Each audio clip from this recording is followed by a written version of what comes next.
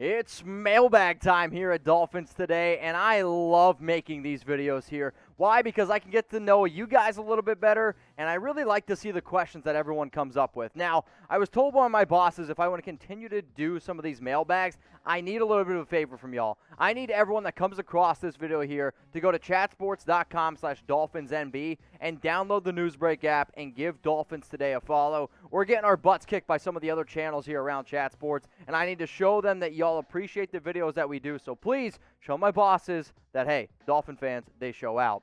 All right, y'all, the first question coming up here on this Dolphins mailbag is from Landon McVeigh. Did I get that right?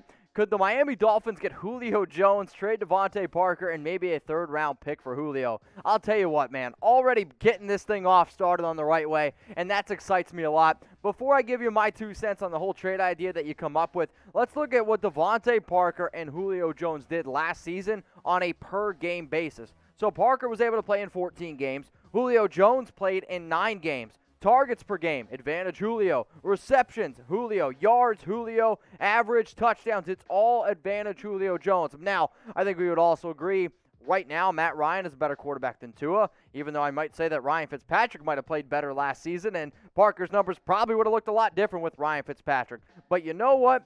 You asked the question, Landon, so here's the trade that you drummed up here. The Dolphins receive Julio Jones. The Atlanta Falcons get DeVante Parker and a 2022 third-round pick. Who do y'all think wins this trade? If you think it's the Dolphins, type D for the Dolphins. If you think it's the Atlanta Falcons, I want you to go down in the comments and type F for Falcons. I actually think this could be a potential win-win for both sides because I do think Julio is still better than DeVante Parker right now. But if you think Parker is going to be your long-term answer for a long time, I'd actually probably decline this deal. Strock Blackyard, you're next up here on today's show. If Tua doesn't play well at first, how many games will it be before they put in another quarterback? I'll be 100% realistic with y'all. If I'm the Dolphins, there is not a scenario in hell where I bench Tua Tagovailoa, no matter how bad he is, because I already know what Jacoby Brissett is. And Reed, Sinnott, I mean, who the heck is this guy even? I mean, those guys are no way in hell ever going to be the starting quarterbacks of the Miami Dolphins. So if you draft somebody at number 5 overall, you just got to play it out. You got to see what you got. You did everything you possibly could this offseason and surrounding him with a lot of talents at wide receiver, at tight end, and you rebuild his offensive line a little bit. It might be a bumpy road, and it might be a hard pill to swallow if he stinks. But guess what? You got to see if he's your guy in the future, and if he's not, then you can move on. Because if you bench him after 5 or 6 weeks, put in Jacoby Brissett, and Jacoby Brissett stinks, and then what, you go back to Tua? I mean, no, you just let it ride. You play Tua Tagovailoa. So what I want you guys to do is if you're looking for free Dolphins videos the entire offseason, look no further and just look underneath that video right here and click that big red button that says subscribe. Turn on those notifications because I don't want you to miss anything. But not only do we do news and rumors, not only do we do segments like top breakout players for the Dolphins, top players that need to step up this upcoming year, we also are an interactive YouTube channel. So I want to give a special shout out to some of the new subscribers here on Dolphins Today. Juan Jose Pretro Jr., Carlos Alfonso Alvarez, Zion Chambers, JC_3, and Julian. If you guys want to go ahead and since you already subbed and take this link down here below and send it to some friends, I'd really appreciate that. Let's continue to make this channel grow. Caden S., you're next up here on Dolphins Mailbag. Is James Robinson for Myles Gaskin and a second a good trade for Miami? So a lot of trade questions here up and coming early. What I want to be able to do is show you all again Gaskin's and Robinson's numbers side by side on a per-game basis, just for the simple fact of Gaskin missed a lot of time last season with some injuries. Snaps, it's actually pretty close on a per-game basis. Carries per game, again, very close. Rushing yards, advantage Robinson. Average touchdowns. You guys can see, even though Robinson was one of these UDFAs that kind of came out of nowhere, he had a good year. Gaskin also had a quietly good year as well. So back to the question here of the trade.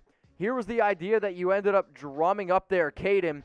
We had James Robinson, the Dolphins receive. The Jags get Myles Gaskin and a 2022 second-round pick.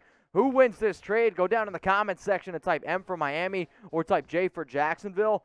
I actually think Jacksonville wins this trade, and it's not even close. I like Robinson. He's a good running back. However, I am not going to give up a second-round pick for a running back who was a UDFA, who I think really just had a lot of workload balance, but They went out and drafted Travis Etienne. I know the rumors out there that he's going to be a wide receiver. I actually don't really believe it, so I would actually go ahead and decline this trade if I was Miami. Next question coming in here is Exact Cross. What's the history of Miami's mascot? Why the Dolphins? So I think it's funny how often the whole Dolphins logo thing has come up, and let's just be frank, the old logo 100 times better than the new one. I don't care what anybody says. But here's why the Dolphins are called the Dolphins. So sit down. Here's my history lesson for the day. The original owner of the Miami franchise wanted to have this team based in Philadelphia. The AFL commissioner at the time talked the ownership group out of this plan as they were already the Eagles in Philadelphia, and that they should instead move to South Beach as there were no teams in Southern Florida at this time. Just like so many other teams, the group held a name the team contest to come up with a nickname for the new football squad. Out of almost 20,000 entries, the contest nearly 600 people suggested Dolphins as the team name. Joe Roby, owner of the team, said he liked the Dolphins as the name because, as he stated, the dolphin is one of the fastest and smartest creatures of the sea. So I thought that was a pretty interesting little tidbit there. That's why the Dolphins are called the Dolphins. Now, I kicked this show off with a little bit of a favor, so guess what? I'm going to do it again. I want everyone that comes across this show to go to chatsports.com/DolphinsNB. Why should you do this? Not only is it a useful app, it's also a free app, so when you go to that link that y'all see below, I'll also put it in the comments and in the description. If you're on your iPhone or your Android, it's going to take you right to the Apple Store. You just got to click download the Newsbreak app for free, and then go ahead and search for Dolphins Today and give us a follow. That way you guys can stay up to date on local news and weather going on wherever your city is or whatever zip code you're in. Politics, food, pop culture, sports content, and exclusive videos for us. So right before I started this show, Boss walked in the door over there, and he said, hey, you got to get more Newsbreak downloads. So right now, I'm just going to be frank with y'all. We're at 624. I need 10 more by Sunday. Sooner the better. He just told me or else. I don't know if y'all have noticed this, but Dolphins channel, we haven't been making as many videos as possible because some of our sponsors aren't as happy. That's me being 100% real with y'all. So if you want to continue to have videos on this channel, I need you to go to chatsports.com/DolphinsNB and give the Dolphins, once you search, you got to search Dolphins Today, and then go ahead and give us a follow. All right, let's go to the next question coming up here. It's called Hitman Max 74. Do you think Melvin Gordon would be a good fit in Miami? Would he be a good fit in Miami? Yeah, he's a good running back. I mean, the numbers that he put up last season, he's always had a good knack for being able to find the end zone. He would be a better option than Gaskin. He'd be a better pass catcher as well. The issue is he's still got 1 year left on his contract in Denver, and if you're going to go out and trade for him, you got to pay him $7 million this year. Melvin Gordon's good, but I'd rather not pay him $7 million, and I'd rather just rock and roll with the running backs that we have on our roster. Next question's coming in from Chase0420. Chase, I saw your other comment about, can we stop coming up with these crazy trade ideas? I don't know about you. It's the middle of June, and I like crazy trade ideas. So will Xavien Howard get defensive MVP or both? It could also be a boat. When you look at Howard's numbers last season, I can understand the excitement. 51 tackles, 10 interceptions, 20 pass breakups. I mean, I can't remember the last time that somebody had double-digit INTs, but it's been a hell of a long time. The issue is this. He finished third in the Defensive Player of the Year rankings, and the voting, and he had 10 interceptions. Like, there were guys above him. Like, I just think it simply comes down to this. For a cornerback to be able to win this award, you got to put up a lot more picks. You got to put up a lot more sacks. Just because, for whatever reason, it always goes to a defensive edge rusher that gets a lot of sacks. So, no, he's not going to win Defensive Player of the Year because he's not going to have 10 interceptions again. So how about this question instead? Who do y'all think is the best cornerback on this roster? Is it Xavien Howard? I want you to type XH. Or is it Byron Jones? And any time I get an excuse to type BJ on show, I'm always going to go for it. So XH for Xavien Howard or BJ for Brian Jones. Let's go to organic mango made with no GMOs whatsoever. How important is a star running back for this team? And will we be fine without one? In terms of how important is a star running back for this team or realistically for any team, I mean, I definitely think it's important. If you have a top 10 back, obviously that's going to be able to help you out a lot. And especially when you look at probably the biggest hole still on this offense is the running back position. Now, a lot of people might say Tua is the biggest question mark, and I would say yes. But overall, if you can improve at the running back position, it's a need.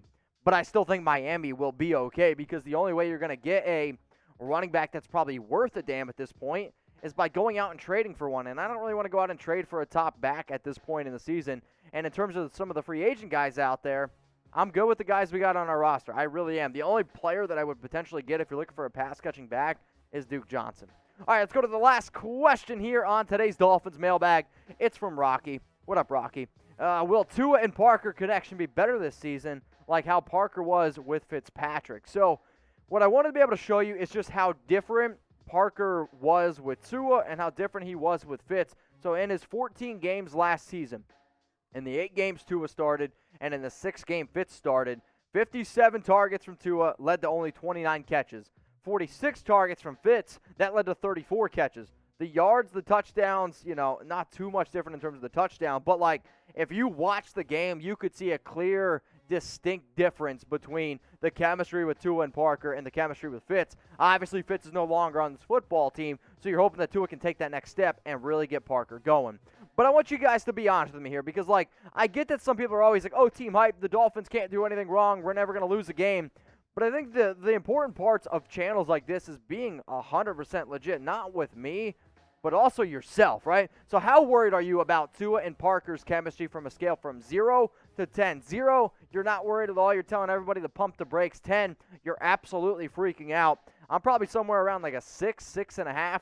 The reason why it's not anything higher than that, if it was, I believe Miami would have made a move for another true number 1 receiver like an Allen Robinson, like a Chris Godwin, maybe even a Kenny Golladay in free agency, and they decided, you know what, we trust Parker, we trust Tua. So for that reason, I'm not going to get too crazy. I'll probably be somewhere around a 6 or 7.